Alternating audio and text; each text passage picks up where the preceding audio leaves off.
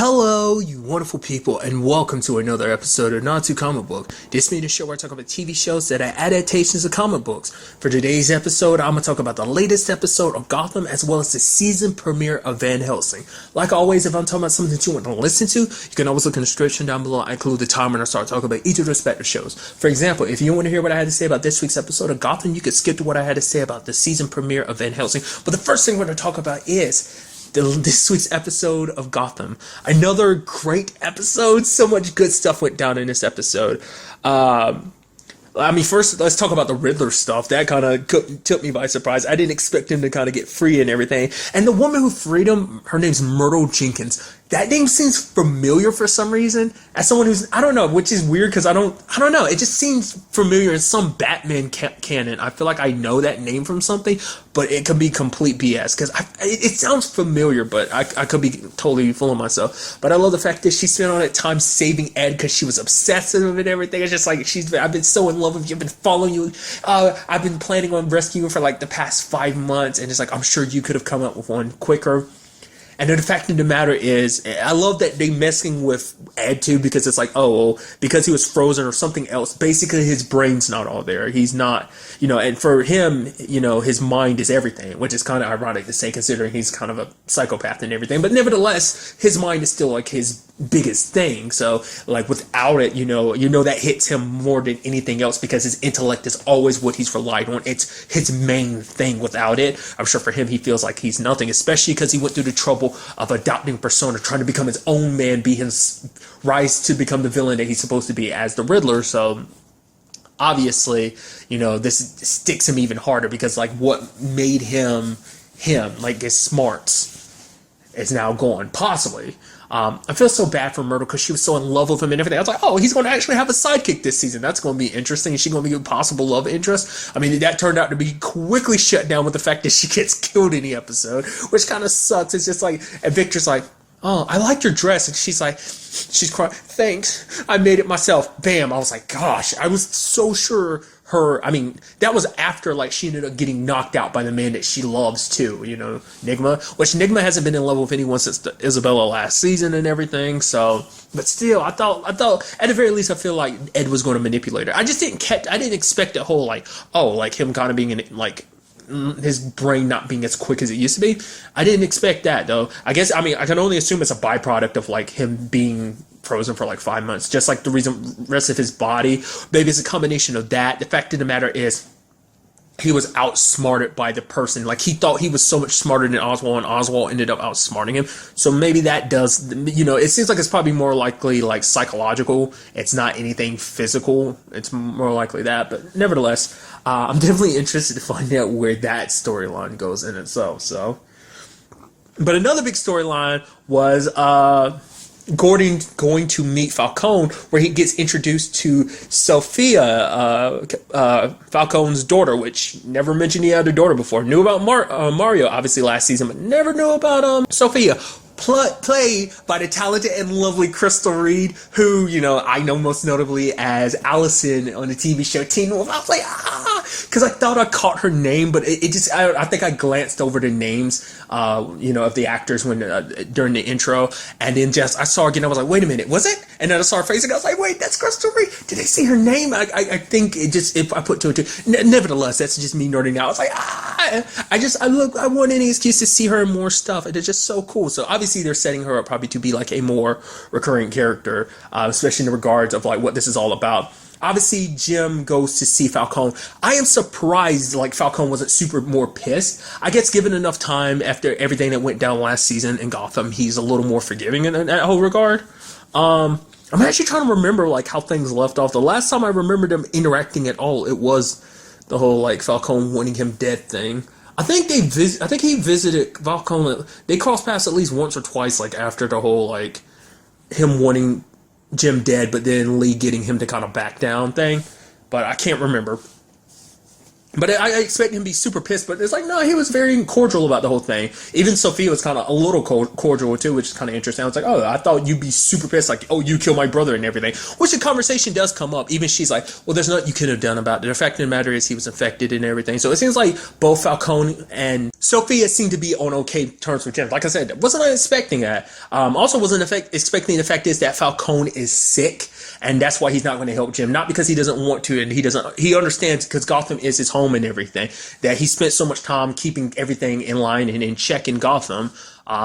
But he can't because he's sick and he's dying, which even Sophia's like, that's kind of ironic because it's like they spent so much time apart because the fact of the matter is he's always been such a busy criminal and everything. So this being like, it took him being in the process of dying to kind of finally bring them together after all these years and stuff like that. So immediately my brain goes, okay, this might also ultimately lead to him being put in the Lazarus pit too, because that Lazarus pit heals and everything. So that's immediately where my brain goes on that. I mean, maybe Sophia, she's back in Gotham. She'll end up finding about Ra's al Ghul and his League of Assassins and ends up finding out about that because obviously like, she ends up coming back to Gotham. She's like, what do you think I've been doing all the time I've been away? I've been, readying myself to be like, to take over this. Like Carmine says she's not ready. She thinks otherwise. So she's going to help Jim. She's like, come on, we're going to have a little fun, It's like, oh, we can do some great things together, which is so interesting. It's almost like arguably almost like a femme fatale type of situation. It seems like they're setting up for Jim. Also, it seems like a possible love interest. Don't know if Lee's coming back anytime soon or not. That's why I was wondering, like, will she pop up or not? But him and Sophia, like, they made out on the beach and everyone, she kissed him and everything. So it seemed like they were kind of hitting it off and everything. So I'm very interested to see where that goes. That's going to be a little weird going forward, considering that's Falcone's daughter. You killed her brother, killed his son. That's still, like I said, they're okay, but it's still an awkward thing. But the fact of the matter is there's something that happened between you. Granted, we don't know if there's something else that happened that after that kiss, maybe more happened. I don't know. I mean, to be fair, she was always planning to do it, but Jim just gave her the excuse to get to know him a little bit more. Because, like, oh, I was planning to come out to Gotham anyway, so now I get to know you a little bit more. Now I'm like, oh, we're allies. We're good. I'm definitely curious to find out what Harvey thinks about this when he finds out next episode. I mean, the fact of the matter is Jim might keep that quiet because it's like Harvey's super against this whole thing because he doesn't want a war in the streets between Penguin and Carmine and all the other different criminals. So he'll probably keep it close to his vest. He'll just be like, oh yeah, this is my new friend Sophia, completely ignoring the fact is her name, like completely like not acknowledging the fact is her last name is Falcone. Something like that. But we'll see. But I'm still wondering about that whole like Lazarus pit situation. And kind of, since we're on that subject, it's kind of interesting too, because it's something Bruce and Alfred ended up finding out about this episode. We as the audience found out too. I never realized how old Ra's al Ghul was. The fact of the matter is he's over 2,000 years old because apparently like at the beginning it took place in like 126 AD Arabia when he eventually became, who he is. Like the previous Dragon's Head gave the position to him. And hopefully that's something we'll learn about too. Like, I feel like we learned a little bit in Arrow, but I feel like we didn't learn that much about the League of Assassins. So I'll be curious to kind of learn more about it. Like, obviously, everything is setting it up to be like Bruce is Ra's al Ghul's like prodigy. The fact of the matter is he's finding his next heir. And when you find the next heir, the whole dagger that plays a part in this episode, that is necessary. The way Ra's puts it, it's the key to everything. So I'm very curious to find out more about that. Because I was so sure when he was pulling out the blade, I was like, oh, you're going to kill the previous guy. Because that was the whole thing, like I said, going back to, like I said, this is based on my knowledge of Arrow, because Arrow is my biggest knowledge for when it comes to the League of Assassins or, Raz, in some cases, but obviously the show is going with Ra's. Because prior to this, the only other time I've ever become familiar with him was in the animated series from Batman, like the 90s Batman animated series. Because I vividly will always remember that storyline. That's immediately where my brain went when season 3 of Arrow played out the way it was like, Russia, I remember you. Yeah, so that's just kind of interesting. Also kind of interesting, the fact is that he didn't just bring Barbara back just to be Barbara. Like, he brought her back. He even trained her. Also seems like there's a little bit of thing there because they started making out and everything. But it does seem like she's privy to everything that he knows. Because Barbara doesn't know that Ra's has taken a liking to Bruce, I think.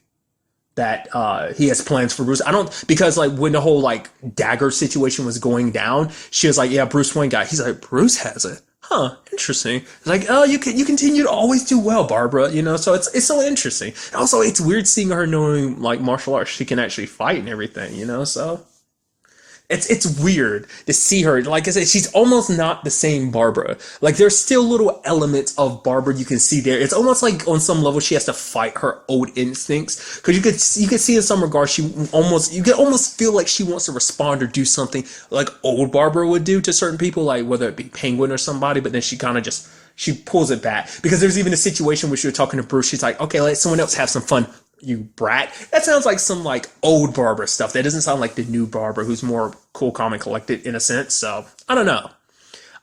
Which I love that that's become a thing in going to Bruce really quickly. The whole learning, you know, I guess subterfuge would kind of be the thing. Like obviously going to the back to the ship and like putting on an accent, and you even had Alfred showing up pretending to be his Uncle Albert. It's like, yeah, you're right. He does need to work on his acting, and it's just like it's so good. I also appreciate the fact is that he's telling Bruce to kind of put on.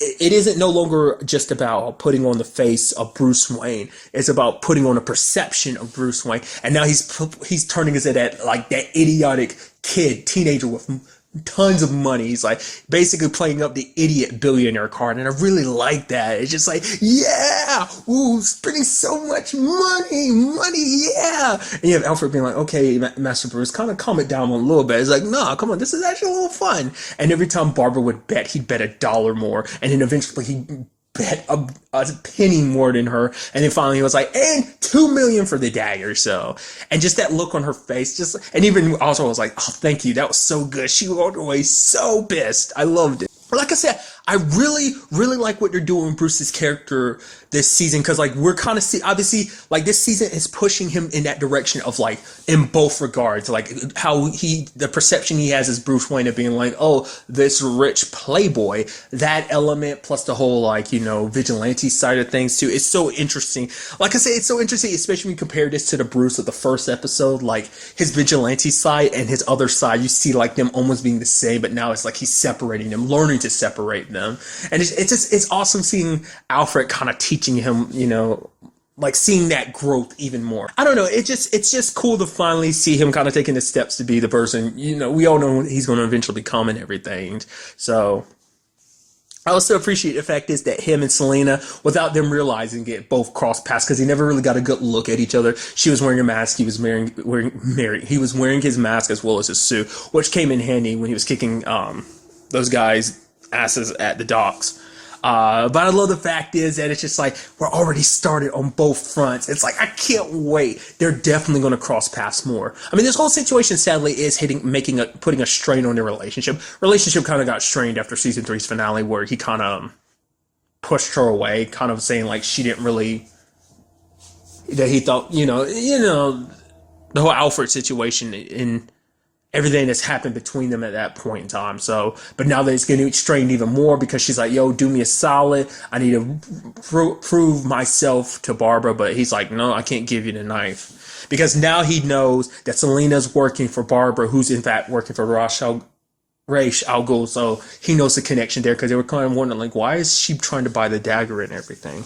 So I am curious to find out what is so important about this dagger. Does it actually pass on the demon head's power or position or something?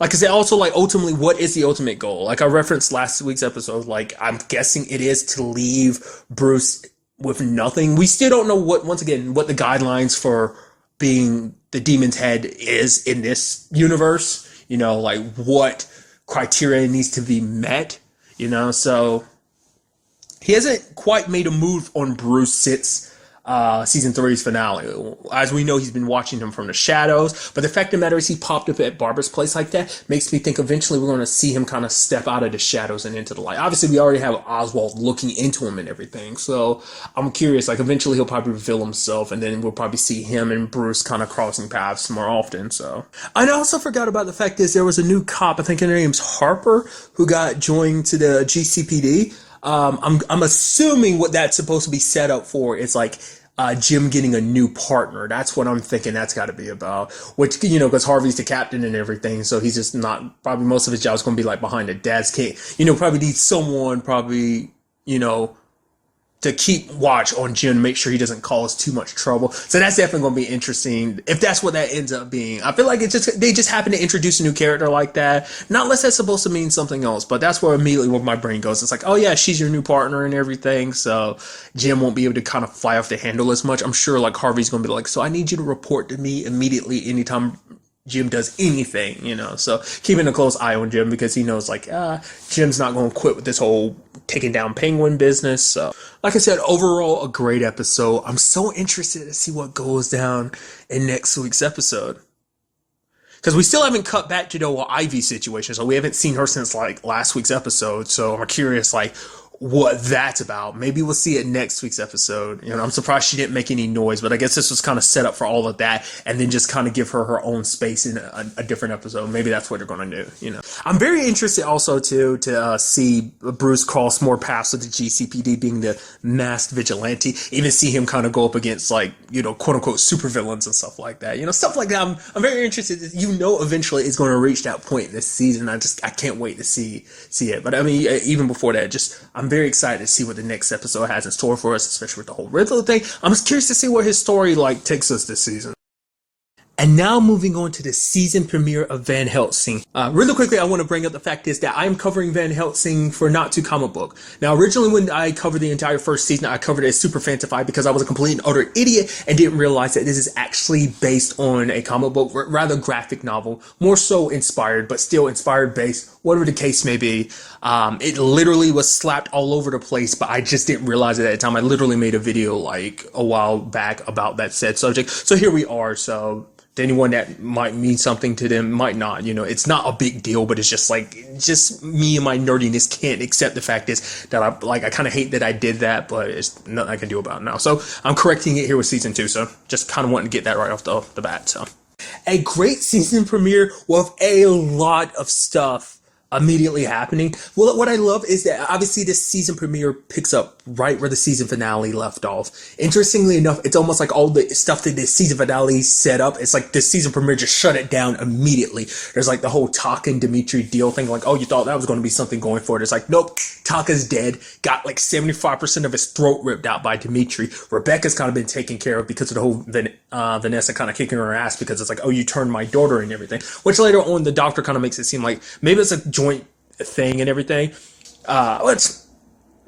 I'll kind of get into that in a little bit, but then she ended up burning her. I was like, oh, like, is she dead or not? It's like, no, she's not, because she shows up and Anastasia kills her. So it's like, man. So it just, like, everything immediately, boom, boom, boom. Even, like, Muhammad and Shima, that got turned around quick because she's stuck in everything. It's like, oh, get Dimitri and Rebecca and bite me. It's like, what? No, you're not going to be like them. It's like, I always wanted this. And he covers her mouth and kills her because even last season he found out, it's like, that's not my sister anymore. Like, she's practically one of them. And even Vanessa comes upon, she's like, did they turn her? He's like, no. It's ironic because it reflects the situation that Vanessa brought up. She literally said a line in the season finale being like, yeah, how, you know, I feel sad for you, you know, referencing Muhammad. Like, the fact of the matter is you did all this, you sold your soul for nothing. You went so hard, you fought so hard for your sister, and ultimately this is where it came down to. But I guess in his eyes, it's like he'd rather his sister die than become one of those things. Be like, he'd rather remember her as the girl she was. Like, part of me was wondering, would he do it by accident? But it seems like it was 100% on purpose. So that was just, I was not expecting that. Part of me kind of figured he was going to aim for that, but I was thinking maybe in his head, he's like, no, he'll get her changed and then immediately have Vanessa heal her. So I don't know. Just, I wasn't, like, it was there in the back of my mind, but I was so sure he wasn't actually going to kill her, but that turns out to be the case. Like I said, everything like flipped around really quickly. What I also appreciate too about this season premiere too is it is all isolated. Everything is about what's going down in the Citadel. It's like not about the outside world. I mean, because everything that's happening right now, to a certain degree, obviously there's a whole Axel situation that was kind of tacked on at the end of the season finale, but everything else is like right here, focused and everything. So no, like, pulling away from that. Muhammad trying to join up with Vanessa, even though she's kind of like, yeah, all this is happening to him, basically it's karma because of him betraying her. It led to all this stuff unfolding. So once again, he walks away with nothing after everything he did. And it seems like on some point, at points, Vanessa can almost reach out to Dylan, but that vampire side of her is just too strong, to the point she even started like she knocked Vanessa out when Vanessa was fighting Rebecca, because she's like, Rebecca took care of me, you left me. It's like, well, your mom died, so she couldn't really do much about that. Which certain things kind of start crossing my mind. I don't remember what I said exactly when it came to the season finale, but I don't know if it crossed my mind or not, but it's like, she's Vanessa's daughter, so why isn't like the Van Helsing gene kind of kicking in? And later on, the doctor kind of explains that he was experimenting on Dylan, that he, because he was like, oh, don't worry, Dylan, there's no more tests or experiments. So, because in all honesty, that just, it did, like I said, I don't know if it registered in my head, but just like, yeah, she's a Van Helsing technically, not unless it's a situation where it can skip generations, or not unless it's because she wasn't old enough for like the Van Helsing DNA to kind of kick in. Because, by the time like Vanessa died and was, bitten by a vampire, like she was already like of appropriate age. But then it also seemed like, to be fair, it seems like there might have been some experimentation when it comes to Vanessa. Hopefully that's something we kind of dive into later on, but it's like the whole government knowing about her and everything. So maybe there's some experiment when it comes to Vanessa, or maybe it's purely just her body as a Van Helsing, like, because even they don't really know the full capabilities of what her powers entail, like in the sense of like what is just her as a Van Helsing, because we've heard a little bit about past Van Helsings from Dimitri last season, but that's about it. We haven't really known like what they were capable of compared to Vanessa. Like the whole fact is Vanessa can drink blood and get stronger from it. Is that something all Van Helsings do? Because, it's alluded that she's a little bit vampire, she's a little bit human. It's like what went down in the Van Helsing bloodline. I mean, that might also be tied to her father, because Dimitri kind of alluded to that. It's like, oh yeah, your mom found out about your dad and everything, and she tried to like get rid of you before you were even born, but ended up choosing to hide you nevertheless. So maybe it has to do with what her father is, which I would assume he has to be one of them in some shape or form. I feel like he'd have to be something like Dimitri or something, like an ancient. I mean, like I said, last season we also found out about the elders too, which I'm sure that's going to be something that plays a big part in this season as well. I'm sure they're going to be like, it seems like, Dimitri's still set up to be the main antagonist, but like there's still the potential of like the elders coming back from their state, whatever state they're really in, and being a problem. So maybe her dad's one of them. I don't know. Because that's just kind of interesting. Like the fact is that Dylan was able to become a vampire. So granted, like he said, he messed with her DNA a little bit. So maybe that played a role in it. To the point the doctor was like, yo, like you bite her trying to cure her, she will die. So now Vanessa has to find a way to kind of balance that, because it's like she can't even get Dylan back in this regard. She has Dylan, but it's like Dylan's a vampire. So it's like, don't know how she's going to remedy this situation. And really quickly, since I am talking about Vanessa, I love the whole thing between her and Muhammad. Obviously, she still holds pissed. She's super pissed off at Muhammad because when he backed up and knocked the box down, and it kind of scared Dylan. Vanessa went over and punched him, and also like she bit him without even warning him. He's like, "What? Are you drink blood now?" She's like, "Yeah, it helps center me." And he's like, well, does this mean that I'm immune? And she's like, I don't know. You can always find out. You can always get bitten. And if you're lucky, I'm still here. I might, heal you. And he's like, that's real funny. That's real funny. Which does beg the question, like, does her blood work like that? As we know, it works after someone's already become a vampire. But it's like, does it work before someone? Does it act as a preventative measure? Or is it something that can only be dealt with afterwards? I mean, like I said, going back to it, we still know nothing about the Van Helsings that much, or what they're really capable of, and once again, whether Vanessa is a prime example of a Van Helsing, or is it because she's something else mixed with a Van Helsing? Whatever the case may be, I'm very interested to kind of dive deeper into it. I'm curious, will we get any answers on that front? Because she's actually a beast. I feel like this season they're already stepping up, showing how like badass she is, to the point there was a steel wall in front of her and she's like beating into it and hitting it with an axe and everything. And it's literally tearing into the door. And then there's this steel metal part of it that she's literally punching with her fist and is actually putting heavy ass dents into it. So it's like, she is ridiculously strong, combined with like the fact is that she's super pissed off too. So then you also had the whole Julius side of things, just a little bit in this episode, that he's basically coming after Dimitri because he knows Dimitri's possibly weakened right now. That, he blames Dimitri for, his mom being killed. Is it his mom? I think I've always thought of her as his mom, but I mean, they never really discussed who she is, but I can only assume that's his mom. But nevertheless, it's like, obviously, because he doesn't know about Sam, because, I mean, you would think, because wasn't one of the dudes that was there talking to him this episode, wasn't that one of the dudes that dropped Sam off there? Not unless they think Sam was hired by Dimitri or whatever the case may be. I don't know. Because I don't know if it, once again, I don't remember exactly what I said when it came to the season finale because that was a while back. But I don't know if he actually... I don't know if I actually commented on whether or not, like, that he would automatically assume it was Dimitri. It's like, well, he just had a conversation with Dimitri, and Dimitri let him go, and he thinks that was just kind of a final middle finger of Dimitri trying to asserting dominance by killing his mom, which we, as the audience, know it was actually Sam who did it, which I'm surprised we have not seen hide nor hair of him. I wonder where he is. I mean, he has to be at least somewhat close by, because I'm sure he's chasing after Muhammad, so that's definitely going to be something going forward. And I've seen things from previews of this season that have kind of already spoiled things with Julius' story. I won't go into it, but it seems interesting what they're going to do, at least from the previews. Like, cause a lot of that stuff's out of context, but there's one thing in particular I saw, I was like, that's why, like, when I was rewatching season 1, I was like, did something like that happen to make that? It's like, no, it didn't. So I'm like, okay, so it kind of got season 2 spoiled for me. That's kind of interesting. Like, for the sake of not spoiling for anyone else, I won't say anything, but still.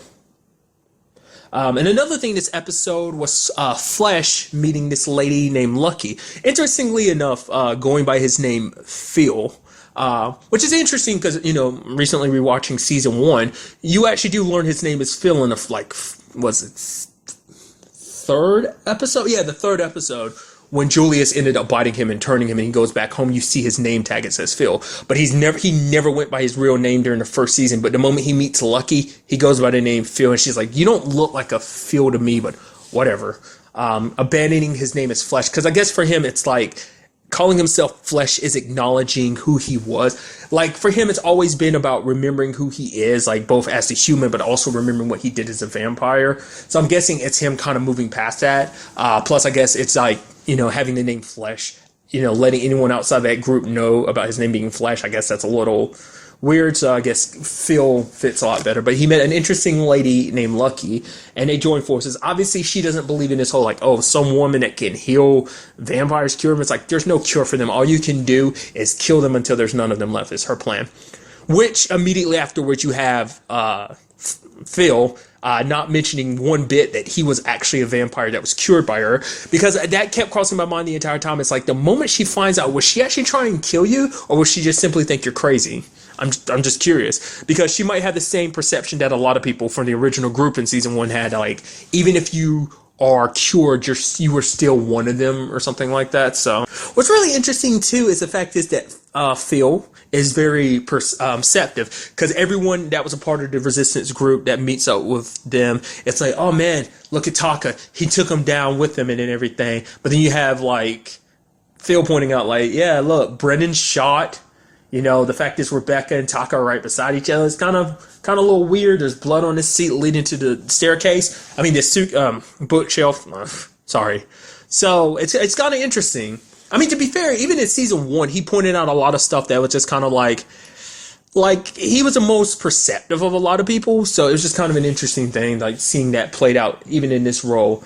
This particular situation. I feel very bad for all those people and that group, because they were chasing after Anastasia and Dimitri, and they ended up falling into our trap. Luckily, Flesh and Lucky didn't name, I guess, implying that, her being super lucky, but they all got crushed, and it was super bloody. It was almost like what you'd expect with like a dumpster, like a garbage truck crushing trash. That's what it looked like to me, and it's like, wow, I felt so bad for them, because that sucks.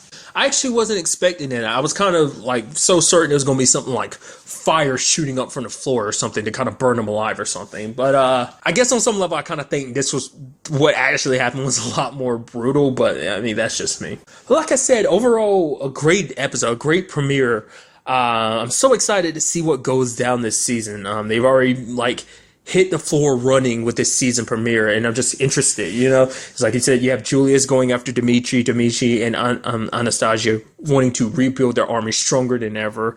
You have Dylan and Vanessa being reunited, just not under the circumstances that Vanessa would want them to be. So it's like, where's that whole situation going to go? And what about Flesh and Lucky? Are they going to meet up with Vanessa? Or, so many questions I cannot wait to get the answers to. Oh yeah, and I'm almost completely forgetting about the other part of the episode. There's that thing at the beginning where basically there's this girl, Jessie, who's filling up these balloons because basically she's leaving maps so that basically people can find the place that they're at, because it's some kind of safe haven, which is kind of interesting that there's any safe havens left, because it's like because they reference the people below the clouds. So I guess the structure, or at least where they're set up at, seems like it's above the clouds to the extent that, I don't know. It's like, how do you get a setup like that? I mean, to be fair, it also seems like the sun is starting to break out a little bit more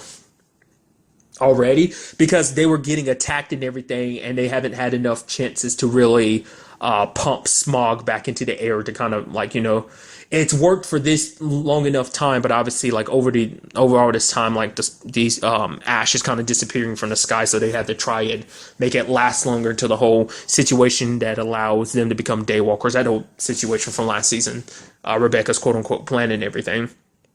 But I'm very curious to find out more about that little safe haven. We saw at least 3 people there. So obviously that's going to play some role in this season. In what regard? I don't know. Whether that's going to be the end result, or, like I said, we'll just have to wait to see, like, what goes down in the next episode, as well as the rest of the season. But really, that's all I wanted to talk about in this episode. So the next time we meet, be happy, be safe, love life to the fullest, and enjoy it. Good day and goodbye.